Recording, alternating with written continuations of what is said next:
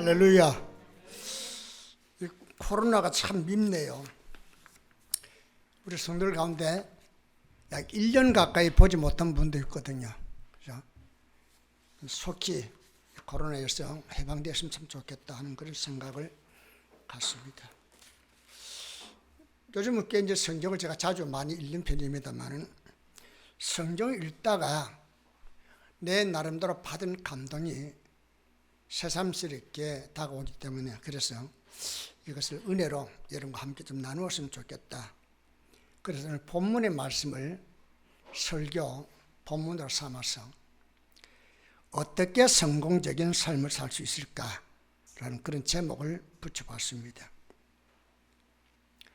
성경에는 똑같이 국가적인 위기를 맞았는데도 요셉 시대의 바로왕은 성공하는 군주로 등장을 하죠.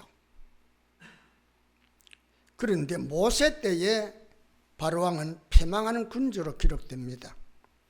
다 유명한 왕이에요.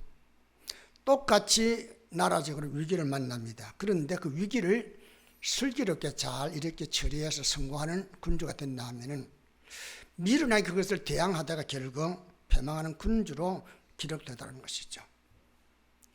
동시대에 똑같이 하나님 은혜를 입었습니다. 왕이 된다는 거 아무나 될 수 없죠. 특별히 신정국가로 시작하는 이 유대 나라에 있어서 왕이 되는 것은 하나님의 특별한 은혜를 입지 않고서는 어려운 거죠. 그런데 똑같은 은혜를 입었습니다. 똑같은 사랑을 받고 왕으로 기름 부음을 받았습니다. 사울이 자기 있었던 게 아닙니다.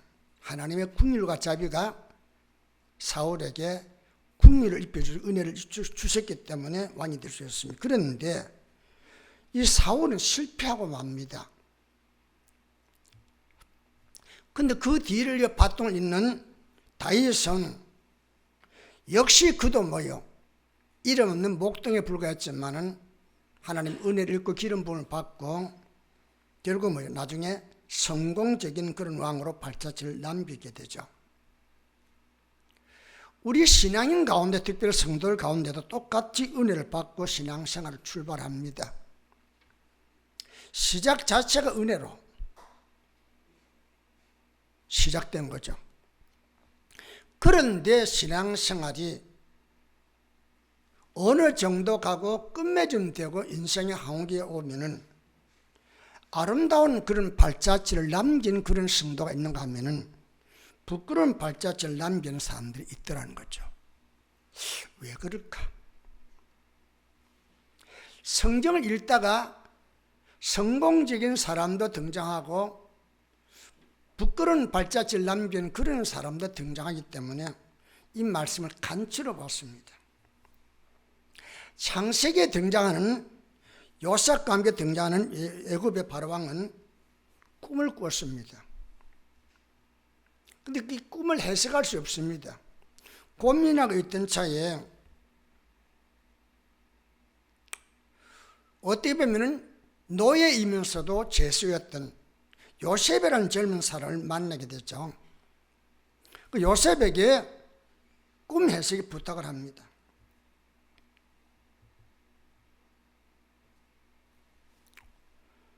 이 꿈이 무엇을 의미하고 있는지 잘 몰라서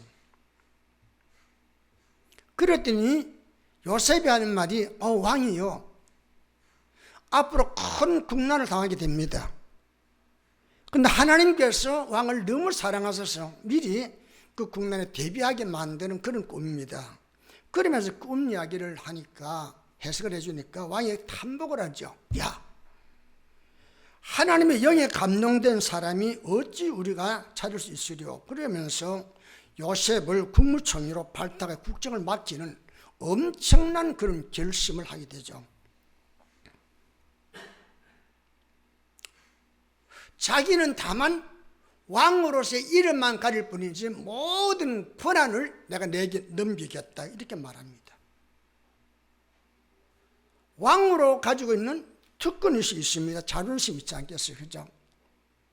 그런데도 너는 내가 이름만 왕이 될 사실은 내가 모든 걸 맡더라. 그러면서 국가의 안위를 먼저 생각했던 그 사람은 출생 근본도 잘 모르는 이 요셉을 포용을 하고 그를 등용해서 국책을 맡겨 성공하는 그런 왕이 되죠. 참 어려운 일이거든요. 어떻게 해서 그런 일이 났을까? 물론 그는 유대인처럼 선민은 아닙니다. 그런데도 짧은 기간이지만은 요셉이 전해주는 그 꿈 해석을 들으면서 그 속에 하나님의 역사에 있다는 사실을 그가 믿고 받아들입니다. 그러면서 수용을 하죠. 왕의 체면, 특권의식 그걸 내려놓고 어떻게 하면 나라가 살 수 있겠는가? 그래서 포용정책을 합니다. 결국 성공을 하죠. 그런데 출애굽기에 나오는 모세와 함께 등장하는 이 바로왕은 모세로부터 출애굽 사건을 통보받습니다. 왕이요, 하나님이 이스라엘 백성들 400년 전에 언약한 걸 성취하기 위해서 지금 출애굽시키려 합니다. 나를 대변자로 보내었으니 내 말을 들어야 됩니다. 그러면서 장차 10가지 재앙으로 당신이 임할 텐데 하루속히 빨리 결단이 좋습니다. 그런데 이 사람은 10재앙을 경고받으면서도 하나님과 모세를 배척을 하죠. 싫다는 거예요. 이 지금 애굽은 견고한 국가인데 이 나라가 망한다? 말도 안 되는 소리다. 그리고 이 국권을 갖고 있는데 이것을 어디 누가 대항하겠느냐? 그러면서 반대하죠. 바로는 이스라엘의 출애굽에 막강한 국가적인 노동력을 잃는다는 것 자체가 싫었습니다. 결국 출애굽 역사는 뭐요? 200만 이상 되는 이스라엘 백성을 잃는다는 것이니까 그건 싫다는 거죠. 그런데 그게 이유가 아니라 한때 자기 고모의 양아들로 입양되어서 궁궐에서 함께 자랐던 모세입니다. 그런데 그가 살인죄를 범하면서 쫓겨나게 되고 40년간에 헤어졌던 그가 어느 날 나타나서 하나님의 대변자가 되어서 하나님을 대변하고 이적을 행하는 그 모습을 보니까 자기의 자존심과 체면이 상하게 됩니다. 그래서 용납할 수 없었습니다. 버젓이 하나님의 경고가 있고 재앙이 온다는 걸 사실 너무 잘 알면서도 결국 그는 그걸 허용하지 않죠. 그래서 국사를 그르치고 맙니다. 뭡니까? 하나님의 역사, 나라의 흥망성쇠가 하나님의 손에 있다는 사실, 이걸 받아들이지 않았다는 겁니다. 모세 때 바로왕은 불신에서 오는 피해 망상 때문에 자신의 단점과 실수를 감추려고 합니다. 왕이여, 당신이 아무리 강대국을 지키면 이제 다스릴 있지만은 당신은 못 보는 부분이 있습니다. 이 부분 내 말을 들어야 됩니다. 모세의 의견이나 충고를 잘 받아들이지 않습니다. 그리고 모세가 하나님의 계시를 통해서 전달하는 말씀과 그리고 모세 자체를 인정하지 않게 됩니다. 그러다가 10재앙으로 계속 두드려 맞습니다. 그때마다 뭐요? 내가 잘못했어. 보내마. 결국 안 보내죠. 나중에는 홍해 앞에 가가지고 홍해 물속에 군사들과 함께 이렇게 매장되는 그런 일을 당하고 맙니다. 그런데 요셉 때 바로왕은 뭐요? 자신의 존재 가치를 인정합니다. 이 말은 무슨 말이냐 하니까 나란 존재가 어떤 사람인가? 대접받기 위해서가 아니라 섬기기 위해서 존재하고 있다는 사실. 그래서 국익을 위하고 대의를 위한다면 어떤 경우에도 자기를 낮출 줄 아는, 먼저 국익을 생각하고 대의를 생각해서 설상 나에게 조언을 하는 사람, 의견을 제시하는 사람이 노예나 혹은 죄수일지라도 그 사람의 생각과 충고와 의견을 받아들일 줄 알고 귀담아 들을 줄 아는, 그래서 그것을 국영에 반영시켜서 시대적인 사명을 감당하려는 그런 마음을 갖고 있었습니다. 그 말은 무슨 말입니까? 자기의 특권의식과 왕이라고 하는 체면마저도 깡그리 내려놓고 정말로 나를 위해서 백성을 위한다면 어떤 것도 할 수 있는 그런 자세였기 때문에 두 사람의 삶의 결과, 이렇게 다른 결과를 가져왔다는 겁니다. 저는 이 창세기를 읽고 출애굽을 읽으면서 똑같은 왕인데 어떻게 이렇게 다를 수 있을까? 오늘 믿음 생활하는 여러분과 나도 마찬가지라는 거예요. 똑같이 성경 읽고 은혜 가운데 출발하고 있지만은 하나님 말씀을 어떻게 내게 적용하고 있느냐에 따라서 우리의 삶은 분명히 달라질 수 있다는 겁니다. 어떻게 하면 성공적인 삶을 살 수 있을까? 그러다가 사무엘상으로 넘어와서 말씀이 읽는데 오늘 본문을 읽게 됩니다. 뭐라고 나왔어요? 사울이 죽인 자는 천천히요 다윗은 만만이로다. 누가 한 노래요?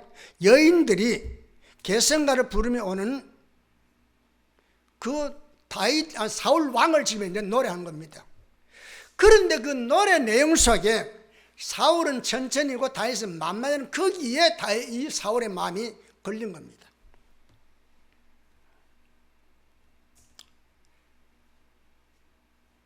분명 그 백성들이 노래한 것은 누구를 위한 노래입니까? 사울 왕을 죽여 세운 노래입니다. 그런데 그 노래를 듣고 있는 사울은 그 가사 내용 속에 나오는 다윗이라는 이름 때문에 승리의 쾌감을 누리지 못하고 자랑스럽고 감사하게 여겼던 다윗마저도 뭐요? 증오감이 생기는 그런 잘못을 저리게 되더라는 겁니다. 하나님께로부터 선택을 받고 기름 부음을 받았던 사울과 다윗의 이야기죠. 오늘 본문의 이야기는 블레셋의 선제 공격과 유세의 전의를 상실한 이스라엘 군사들이 골리앗의 비난과 모욕에 속수무책으로 당하고 있습니다. 사울왕이 군사를 동원해가지고 지금 싸우러 나갔습니다. 그런데 사울왕의 얘기는 뭐요? 하나님이 나와 함께하고 있다는 이 믿음 자체가 없었습니다. 어떻게 하면 이길 것인가라고 하는 전술도 없었습니다.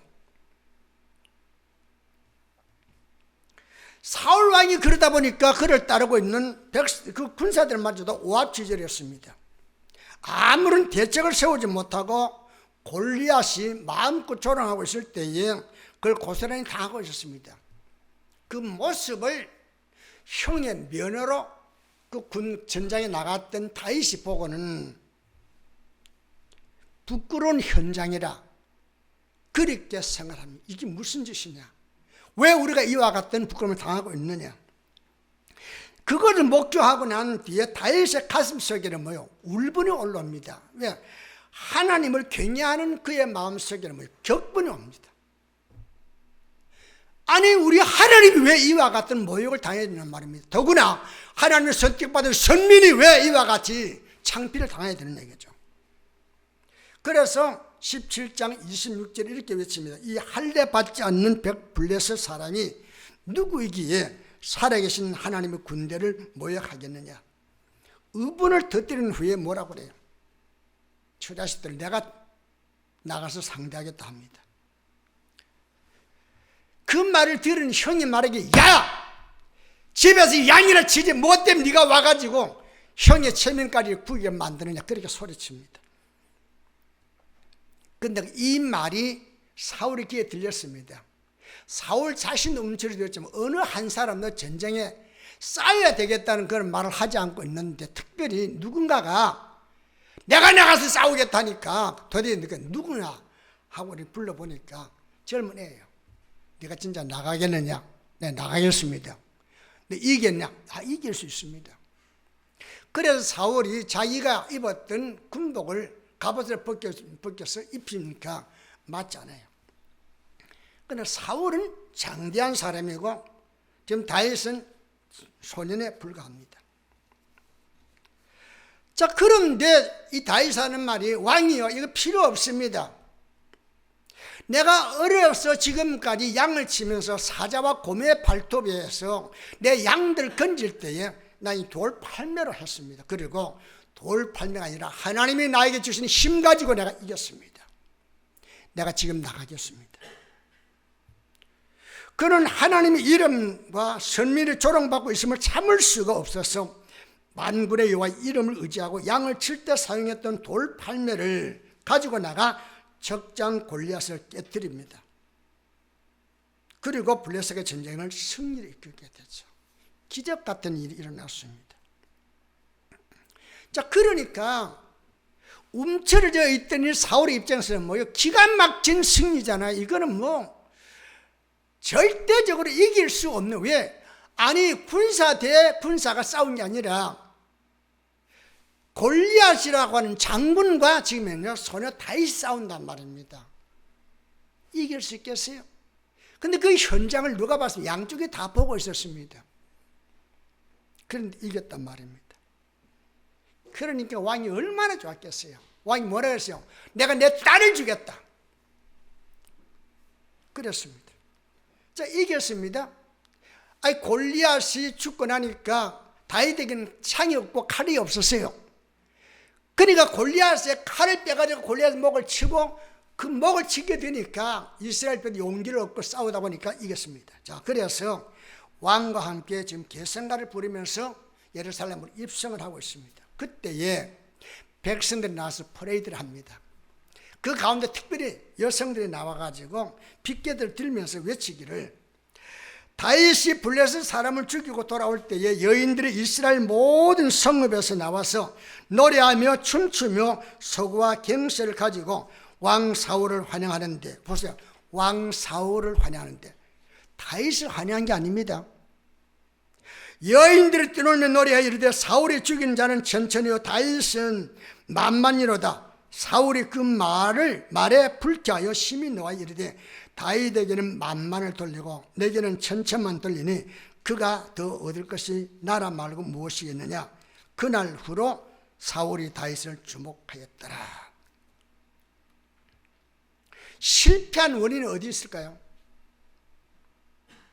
시기 질투입니다. 백성이 입성하는 왕과 다윗을 향하여 골리앗을 죽인 다윗이 사울보다 10배나 뛰어나다는 그런 격려와 찬사를 쏟아냅니다. 이는 전쟁의 승리에 도취한 온 백성들이 기쁘게 외치는 소리입니다. 이런 광경을 보게 된 사울 왕은 승리의 감격과 기쁨보다 시기와 격분으로 안식이 변하면서 다윗을 향한 적개심과 앙심을 품게 됩니다. 왜 그럴까요? 왕으로서의 체면과 자존심이 상하고 미래에 대한 불안과 위기의식 때문이었습니다. 원인이 어디 있어요? 불신이라는 겁니다. 똑같이 은혜 받고 믿음으로 출발했던 사람이지만은 어떤 사람은 성공하고 어떤 사람은 실패합니다. 실패하는 원인이 어디 있느냐? 불신이라는 겁니다. 교회 다닙니다. 하나님 말씀 읽고 듣습니다. 그런데 믿음을 잃어버렸단 말입니다. 승리를 안겨준 다윗이 은인입니다. 사울은 지금 꼼짝없이 망이 됐지 않았어요? 그런데 그 위기에서 자기를 건져준 사람이 누굽니까? 다윗이라면, 그렇다면 업고 들어와야죠. 다윗을 등에 태우고 목마를 시키면서 다윗 때문에 승리했다고 그렇게 외쳐야 됩니다. 그런데 사울은 자신을 누가 세웠습니까? 하나님이 세웠잖아요.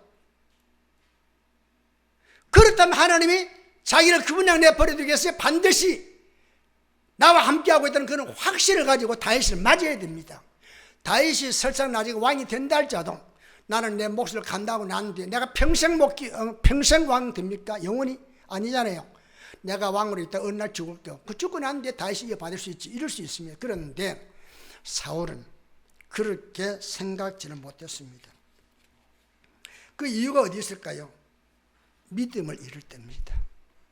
하나님께서 언약하시고 나에게 왕으로 세웠다 한다면, 하나님이 나를 언약하시고 나에게 기름 부어 목사를 세웠고 장로를 세웠고 권사를 세웠다 한다면 하나님 나를 보장해 주신다. 할렐루야. 이 믿음이 있어야 됩니다.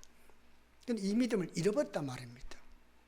기름 부어서 왕이 된 것은 인정하면서도 그것이 그냥 된 겁니까? 내가 노력해 된 겁니까? 내가 수고해서 얻은 겁니까? 내가 자기에 의해서 공적을 쌓아서 하나님 보상으로 내게 왕을 주신 겁니까? 아니잖아요. 처음부터 은혜로 시작했다면 내 삶도 은혜로 출발할 뿐만 아니라 은혜로 마치려고 하는 그런 믿음이 내 안에 있어야 되는 겁니다. 그런데 그러지를 못했습니다. 승리를 안겨준 이 다윗 은인이잖아요. 고맙다는 생각보다는 자신을 비참하게 만들었다는 것과 왕위를 찬탈할 수 있다는 두려움 때문에 그를 제거하려고 합니다. 국가의 승리보다 자신의 위치가 흔들린다는 불안이 사울을 지배합니다. 이것이 오늘날 성도 가운데 너무 많이 팽배하게 있다는 것입니다. 하나님의 영광을 위해서 하나님의 그러한 뜻이 이루어지면 뭐요? 나는 저절로 하나님의 축복 가운데 살아가야 되는 겁니다. 내가 정말 하나님의 선한 뜻을 따라 나가면은 하나님 내 삶에 필요한 건강도 주시는 것이고 물질도 주시는 것이고 지혜도 주신다는 겁니다. 그런데 그 생각을 못하는 거예요. 내가 나를 이루어가기 위해서, 세우기 위해서. 그래서 하나님이 주시는 그 믿음을 팔아버리는 그런 잘못이 이 사울에게는 있었던 겁니다. 다윗의 승리를, 사울의 승리를 여겼던 백성들의 주가가 사울 왕을 위해서 지금 이제 이렇게 퍼레이드를 벌린 겁니다. 그렇다면 조금 거슬린 게 있어도 뭐요? 백성들이 이렇게 좋아하는 거, 나도 함께 좋아해야 될 거 아니에요. 다윗은 말이요, 법궤를 때 법궤가 다시 자기의 성으로 돌아올 때에 얼마나 기뻤던지 춤을 출 때 허리끈이 부러져 가지고 파지가 벗어지는 그야말로 부끄러운 그런 모습을 드러냅니다. 그때에 그의 왕후였던 그 왕후가 하는 말이 왕이 채신머리가 없이 어떻게 이럴 수 있습니까? 라고 비난했을 때 다윗은 말하기를 내가 그보다 더 부끄러운 모습을 보인다 할지라도 내가 어찌 하나님을 찬양하지 않을 수 있으랴. 할렐루야. 다윗의 생각은 그렇다는 말입니다. 그런데 사울은 말이요, 하나님께 영광 돌리고 찬양해야 할 그 순간에 자기 체면, 자기 자존심 이것을 생각하니까 고맙고 감사하고 업어줘야 할 사람을 죽이려 하는 그런 자리로 나가야 된다는 것이죠. 이것이 오늘 우리에게도 동일하게 있다는 겁니다. 사울의 실수는 하나님을 경외하는 마음과 하나님 뜻을 구하는 신앙에서 떠나 있었다는 겁니다. 이게 문제입니다. 왕으로 기름 부음을 받으면 뭐예요? 받는 그 순간 하나님이 함께 해주셔서 받았다면 그 하나님 은혜와 사랑을 내가 유지하려고 하는 그런 마음을 가지고 살아가야 되는 겁니다. 여러분과 내가 믿음으로 출발했다면 믿음으로 출발하게 된 그 원인, 하나님의 은혜로부터 시작되었다면 그 은혜를 유지하기 위해서 몸부림 쳐야 됩니다. 그런데 딱 받은 걸로 끝나버린단 말입니다. 그러니까 뭐요? 이름은 성도지만은 살아가는 삶의 모습은 뭐요? 안 믿는 사람보다 더 형편없는 그런 사람으로 빠져들더라는 겁니다. 이 얼마나 안타까운 일입니까? 자, 그러니까 그때부터 뭐요? 사울의 가슴 속에는 뭐요? 언젠가 내가 다윗에게 이 왕의 자리를 빼앗기겠구나 하는 그런 생각을 갖습니다. 사울의 잘못을 한번 참고해 볼까요? 사무엘이 왕으로 세울 때에 내가 내게 가서 내가 행할 것을 가르칠 때까지 7일 동안 기다리라 했습니다.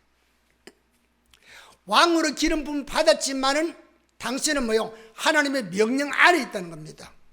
하나님 명령을 받으셔야 됩니다. 그런데 그는 명령을 불복종합니다. 사무엘이 찾아와서 왕이요, 왜 망령된 짓을 했습니까? 하니까 하는 말이 다급한 마음에 부득이해서 번제를 드렸습니다. 내가 뭐 잘못한 건 나는 그냥 제사를 드렸죠. 여러분, 예배 드리는 건 나쁜 거 아니죠, 그죠? 그런데 하나님이 사무엘을 통해 사울의 중을 뭐요? 제사를 드리더라도 사무엘이 와서 제사 드릴 때까지 기다리는 거예요. 인내. 하나님의 약속을 믿는 인내가 있어야 한다는 것이죠. 오늘 얼마나 많은 성도들이 믿음의 인내가 없어가지고 하나님이 주신 그 기회를 놓쳐버릴 때 얼마나 많으냐 말입니다. 자, 그 다음에는 15장 3절에 가서 아말렉을 쳐서 그들의 모든 소유를 남기지 말고 진멸하는 그런 명령을 받습니다. 그런데 그는 하나님께 더 좋은 것을 제사 드린다는 그런 명목하에 불순종을 저지릅니다. 하나님은 아말렉 소속에 있는 모든 걸 다 죽이려 했건만은 그는 하나님보다 더 포용력을 가지고 왜 죽어 이 아까운 것을 그러면 살려줍니다. 그러다가 불순종하고 맙니다.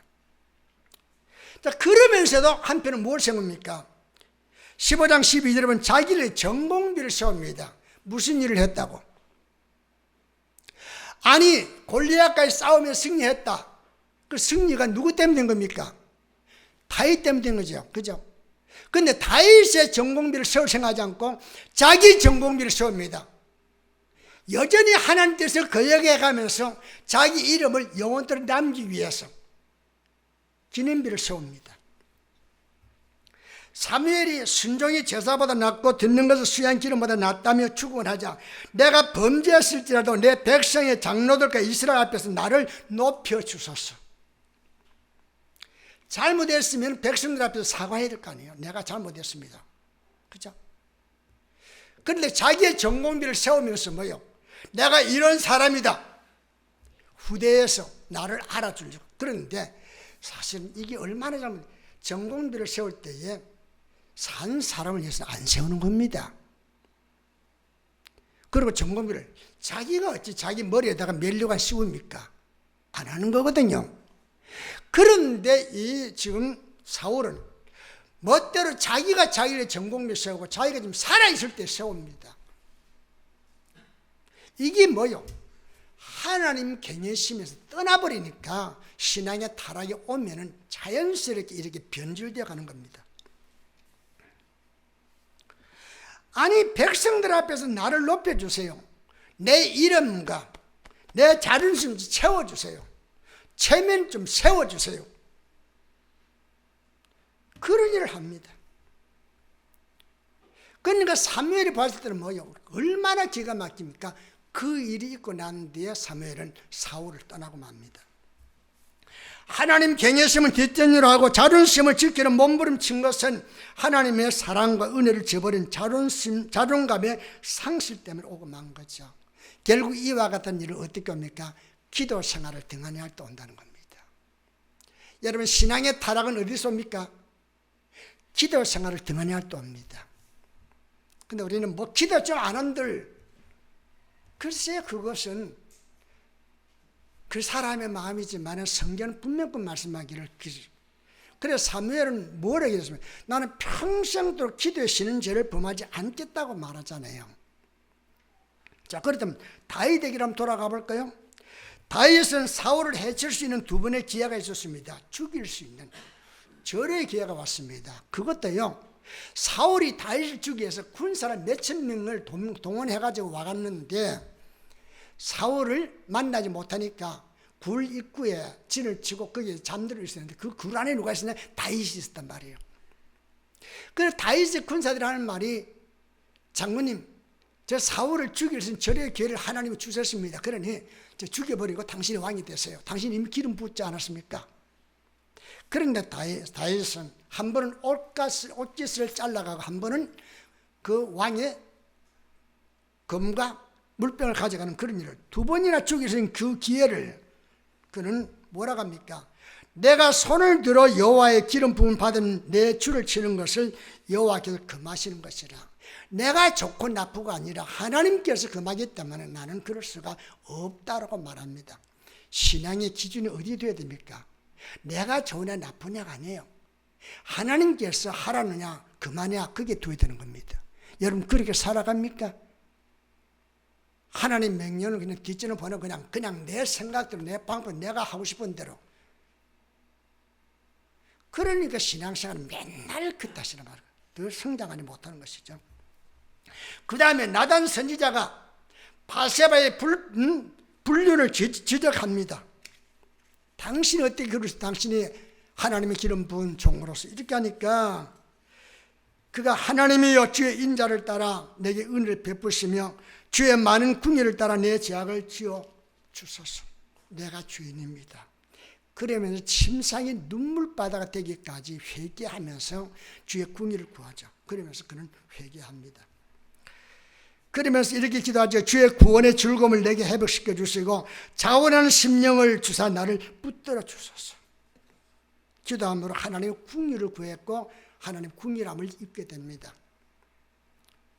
그가 두 아들의 반란으로 해서 위기를 만나는 경우가 있었지만 그때마다 뭐요? 하나님은 그를 지켜주시고 구원해 주시죠. 왜 그럴까요? 기도하는 사람이기 때문에. 할렐루야. 여러분 신앙생활에요, 말씀 읽고 듣고 순종하는 것하고 기도생활, 이것은 반드시 마치 기차의 레일과 같습니다. 어느 한쪽만 빠져도 뭐요? 탈선하는 거예요, 신앙은. 그래서 새벽 기도가 필요하고 새벽 기도 못 나오면은 여러분 영상을 가지고도 예배 드리라는 거예요. 그런데 뭐 바빠서. 난 정말 안타까운 것은요, 물론 여러분의 직장 생활이 정말 코로나 때문에 이렇게 자꾸 하니까 그래서 못 나올 수 있으면 나는 그걸 말하는 게 아니면 그런데 정말로 나올 수 있고 할 수 있는데 못 나오면 집에서라도 영상으로 드리면 될 거 아니에요. 그런데도 그 핑계대고 안 드릴 때마다 속이 막 뒤집어지려고 그래요. 어떻게 믿음 생활 이렇게 하고 있는가. 다윗은 하나님의 긍휼과 은혜로 선택을 받고 기름 부음 받은 자존감을 상실한 죄를 회개합니다. 내가 어떻게 해서 하나님 은혜를 입었는데, 내가 어떻게 사랑을 입었는데, 내가 이 사랑과 은혜 주려 서지 못하고 잠시나마 내가 눈을 다른 데 돌리는 것에 대해서 회개하지 않아요. 그러면서 하나님 다시 한번 내게 구원의 즐거움을 회복시켜 주신다면 내가 평생을 주를 위해서.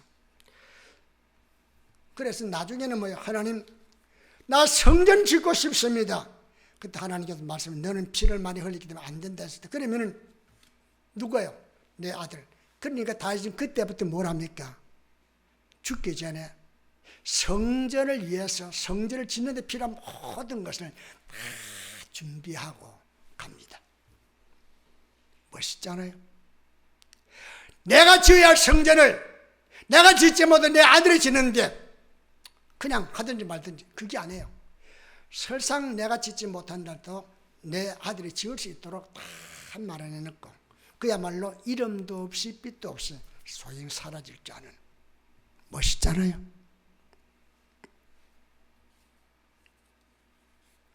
그는 평생 시편을 봐요. 사제의 은총을 노래하며 삽니다. 다윗의 시편을 얼마나 우리에게 감동을 줍니까? 그러니까 사도행전 13장 22절에 다윗을 만나니 내 마음에 맞는 사람이라 내 뜻을 다 이루리라. 할렐루야. 그렇게 인정을 받더란 말입니다. 그는 장차 오실 메시아와 구속의 은혜를 노래하며 감사함으로 자존감을 승화시켜 평생 자신의 의와 공적은 하나님의 은혜였다고 이렇게 노래하며 간증하며 성공적인 삶의 발자취를 남기게 되죠. 지금도 이스라엘 국기 속에 뭐요? 다윗의 별이 빛나고 있잖아요. 평생 또 영원토록 이스라엘은 다윗이 잊을 수가 없는 거죠. 그만큼 존경스럽고 그만큼 하나님 마음에 합한 자였던 겁니다. 저는 이 내용을 읽으면서 어떻게 하면 저렇게 될 수 있을까? 우리도 그렇게 돼야 되는데 왜? 하나님 은혜는 동일하게 주어졌거든요. 신앙인은 자신이 부족함과 연약함에도 불구하고 하나님 베푸신 사랑 은혜를 자산으로 자기 재산을 삼는 거죠. 그것이 힘이에요. 그게 능력이에요. 하나님이 내게 주신 사랑 은혜, 그것이 눈에는 안 보여요. 내가 느끼잖아요. 그것이 내 자산이 되어야 된다는 겁니다. 거기에 의해서 나는 뭐요? 내가 자존감을 갖는 거야.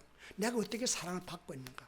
나는 하나님께서 보실 때 눈에 넣어도 아깝지 않는 그런 존귀한 자라는 사실, 이것이 내게 있을 때야 설상 사람들이 내게 손가락질 한다 할때 나 두려워하지 않는 거예요. 그러면 주 안에서 뭐 행복한 자상을 갖는 거죠. 너 이스라엘은 참으로 행복한 자로다. 너처럼 하나님의 사랑을 받은 자가 니녀라고 외치잖아요. 여러분, 내가 나를 보고 그렇게 외칠 수 있어야 돼. 너 윤상대요.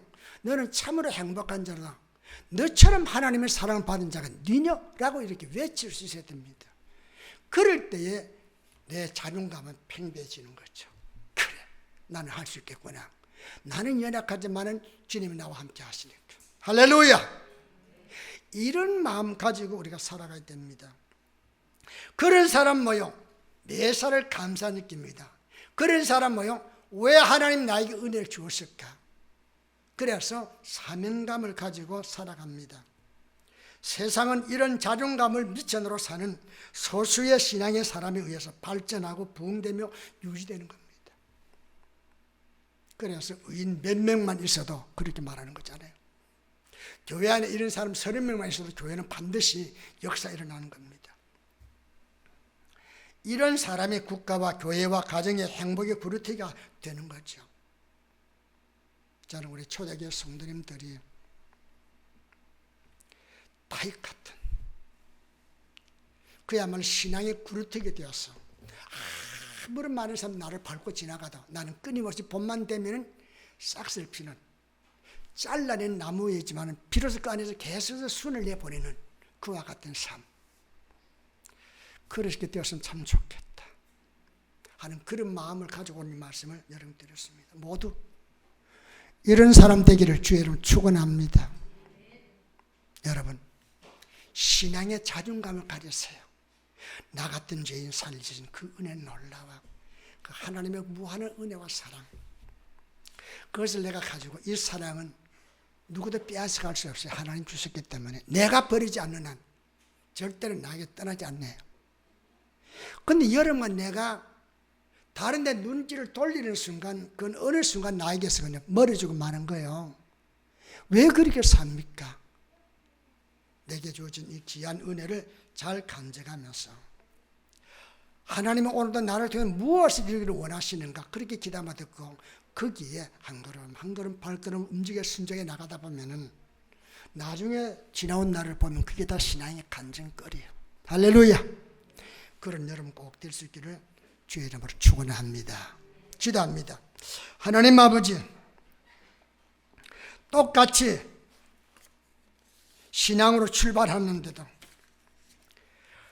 첫 출발은 화려했는데 그때 가서 보면은 실패한 자로 드러나고 시작은 미약했지만은 나중에 창대해지는 그런 사람 봅니다. 오늘 모세와 함께 등장한 애굽의 바로왕을 생각했고 요셉과 함께 등장한 애굽의 바로왕을 생각했습니다.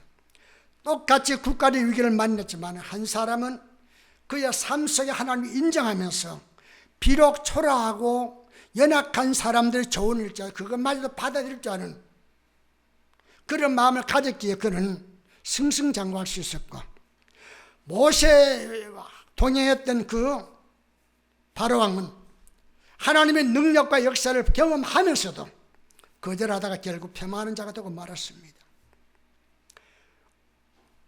똑같은 은혜를 입었던 사울과 다윗, 하나님의 긍휼과 자비를 입고 출발했던 그들이었지만 사울은 중간에서 그만 제명에 다하지 못하고 자살해 주는 자가 되었고, 다윗은 끝까지 하나님의 은혜 가운데 쓰임받는 자가 되었습니다.